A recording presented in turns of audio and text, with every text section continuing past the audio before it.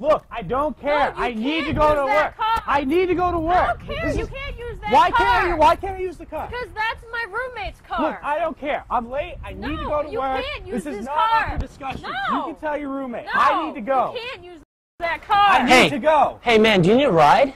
Look, I just need to get to work. No, it's fine. I'll take you on the way.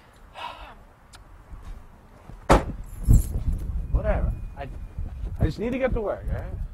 The training model that we use is a fairly innovative one. It's innovative because it incorporates people from the community as well as students from the school that they're training in.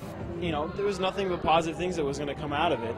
And that's really why I stayed with it, is because I did notice changes throughout my school. I noticed that, you know, there were several fights that I heard about that kids stepped in and did something about it. They did something in a positive way. And I thought to myself, I knew that, you know, that was because of what me and the rest of the kids from Athlone Orange were able to teach. I have nothing but good things to say about the program. The Bystander curriculum is a dynamic curriculum. It was created, built on particular concepts created by Irvin Staub, Dr. Staub. But once that curriculum is taught to a group, it becomes part and parcel. That group becomes part of that curriculum as well. And what I mean by that is we talk about a number of inhibitors, and what I mean by inhibitors is reasons that people don't act as bystanders. For people to really understand those inhibitors, they need to create, talk about, discuss times that those inhibitors affected them.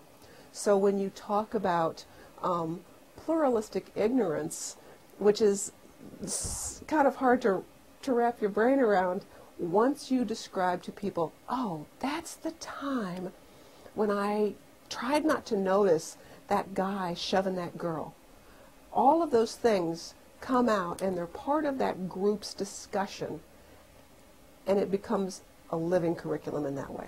And actually we had a fight last year, and one of the students who I was teaching actually stepped in and she was like, no, don't do this. And I was really, really happy because it was like, oh, it's actually working. I created a partnership with the outside organizations that can bring some programming, some ideas, and create the opportunity for the parents and the kids to come together. That was the initial idea.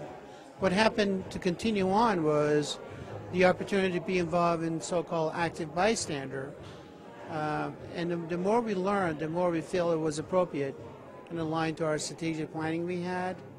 And we figured that was the best tool for our kids to be involved and reduce and change the culture and climate of a school.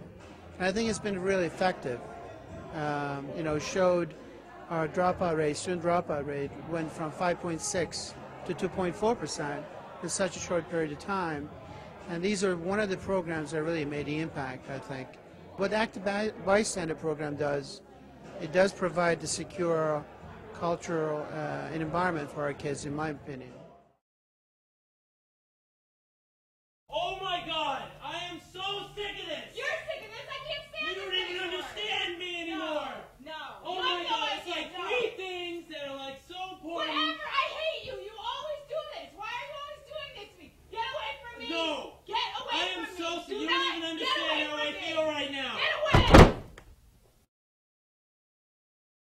And we talk basically about 5 universal inhibitors that are based on the work of Irvin Staub. Yeah, that's a really powerful example. Everyone, I mean, one of the psychological experiments they did for this, they actually had a man laying in the streets of New York City on the sidewalk, and you know, during like business foot commuting time, and people were just stepping right over, so they knew exactly where he was, but they never looked down, because to look down would be to acknowledge that there was someone there and there was a problem. And so hundreds of people just stepped right over and just kept right on going. The discussion around the inhibitors is probably one of the most powerful moments for people, because then they start to understand, because we've all had situations in our lives when we've been a witness and could have taken some sort of action. And so it starts to help us to put it into this larger context. And I certainly have realized in my own life, even just by learning these concepts, it's really helped me to identify that in the moment. When I find myself in similar situations, I think, okay, That's what's going on here. No one is taking action because of this inhibitor. No one is taking action because we're all thinking that, for example, that someone else might do something. And that gives me the power to then take action, because I know that chances are, within the group that I'm in, there are many other people that also want to take action, but they're not sure if someone will or not. And so thinking about the inhibitors has been really helpful, and also in the group process thinking about the consequences. And this is very important, and this is one of those areas where this curriculum is actually easily translatable from community to community, because whoever is there present at the training starts to define the discussion as to what are the consequences. What are the consequences that people have felt in their lives, either when they have felt targeted or have been on a receiving end of something awful, and what are the consequences if and when we have hurt people in the past, and also what are the consequences for the bystanders, and what has the effect been on our community when things happen and other people don't step up. Yo, what are you guys doing this weekend? Going to a party. Are you? What about you? Yeah, I'm going to the party. Going to a party? Yeah. You mean like the one down the street? Yep. Yeah. That's the same one I'm going to. Really? Yeah. Who you guys bringing? I ain't got no one yet. You ain't got no one? What about you? I'm bringing my boyfriend. Really? Yeah. I didn't think you'd be into that kind of Oh, thing. yeah. Yeah. Wow. All right. Well, how you guys getting there?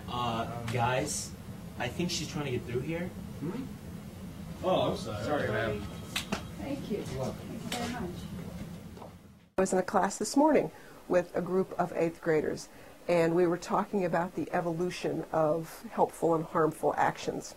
Okay, that's a pretty weighty thing to talk about, but how this particular student described that is she said, I'm a small link in a chain, and if I do something good, then that chain might be changed. And I thought, wow, what a clear way to make that point. She's a small link in a chain, but that whole chain is affected by her actions. And that's why this curriculum can be so incredibly powerful for people who participate in it, because they begin to see themselves as those links in that chain, and that they have power as those links, and the power to be active bystanders, to change their communities. Let's think big, to change their world, is within them. I liked it a lot. I thought it had an awesome impact in AHS at the high school, and I think that if we spread it out, it's really going to have some good effects in society and communities in general.